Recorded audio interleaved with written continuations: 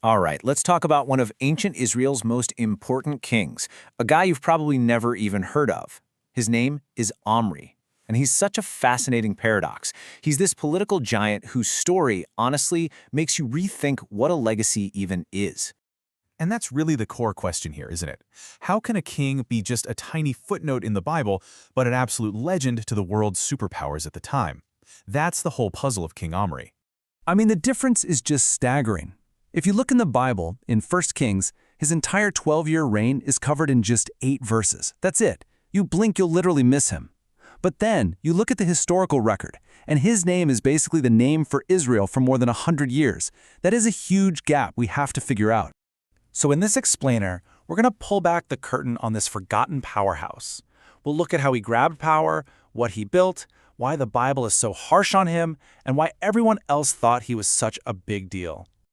Okay, so first things first. Omri did not inherit his throne. No way. He forged it. And to really get who this guy was, you have to understand the absolute total chaos he climbed out of in the northern kingdom of Israel. So remember, after the kingdom splits, that northern half, Israel, is just a mess of instability.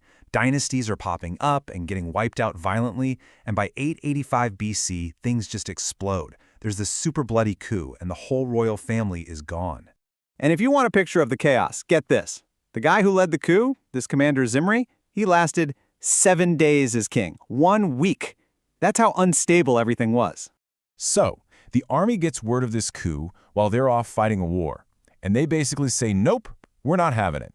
They just skip the whole political thing and declare their own boss, Commander Omri, as the new king. This was a straight-up military takeover, plain and simple. But it wasn't that easy. It was never going to be.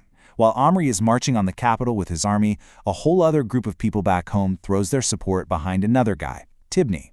So now the nation is literally split down the middle. 2 guys, both claiming to be king. And what happens next? A brutal 4-year civil war. But in the end, Omri's military might just couldn't be beaten. Tibni ends up dead, and Omri is finally the one and only ruler. He brought the kingdom back together, sure, but he did it with the sword. So now the country is finally under his thumb. And this is when Omri makes his biggest move, his most lasting one. It was, and I'm not exaggerating, an act of pure political genius that would shape the nation for the next century and a half.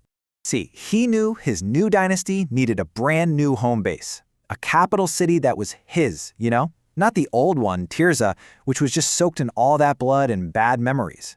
He needed a spot that was symbolic, but also smart. And the Bible gives us the details. It says he finds this perfect hill owned by a guy named Shemer, and he just buys it. And on that very hill, he builds his legacy from scratch. He builds the city of Samaria. And this location was brilliant. I mean, a total masterstroke. It was right in the middle of everything, perfect for running the country. And it was up on this high, steep hill, making it a fortress, super easy to defend. And that city? It stayed the capital right up until the kingdom was destroyed. Okay, let's recap. Omri takes a nation in chaos and stabilizes it. He wins a civil war. He builds this amazing new capital. By any political standard, the guy was a massive success. But that is not how the writers of the Bible saw him, not even close. Here's the bottom line from the Bible. It is just scathing. Forget all his achievements. The verdict is that Omri is condemned in the harshest way you can imagine. It says he didn't just do evil, he did worse than every single king before him. So what on earth did he do that was so bad? Well, the crucial thing to understand is that Omri's big sin wasn't something new he invented. He just took what was already there, this thing called the sin of Jeroboam, and he supercharged it. This was the state-run religion with the golden calves, all set up to stop people from going to Jerusalem to worship. Omri didn't just let it happen, he made it official. He baked it into the very foundation of his kingdom.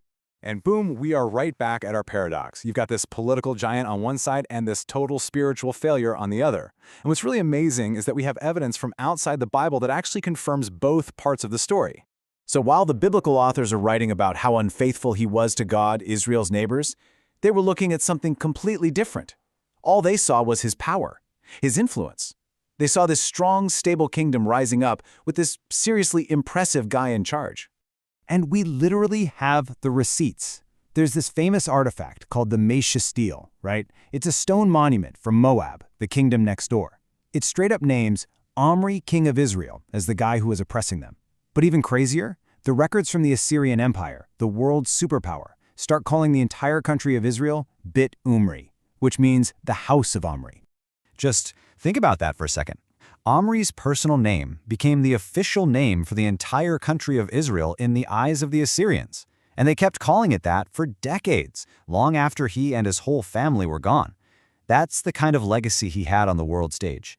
So, Omri starts this dynasty, which, by the way, includes his super infamous son Ahab. And for a while, they were incredibly powerful. But that biblical theme, it plays out. All that spiritual rot that Omri made official, it eventually catches up with them. And his dynasty ends the same way it began, in a horribly violent coup just about 40 years later. And that right there is the Omri paradox. On the one hand, politically, he's a unifier, a builder, a guy recognized by the world's superpowers. But spiritually, he was a disaster. He made the national sin even worse, and he totally set the stage for his son Ahab and his wife Jezebel. So we're left with this one big question, right? Omri's whole story makes you wonder, how should we measure a leader's legacy? Is it about their worldly success, the cities they build, or is there another standard, a spiritual one? And in the grand scheme of things, whose verdict really matters more?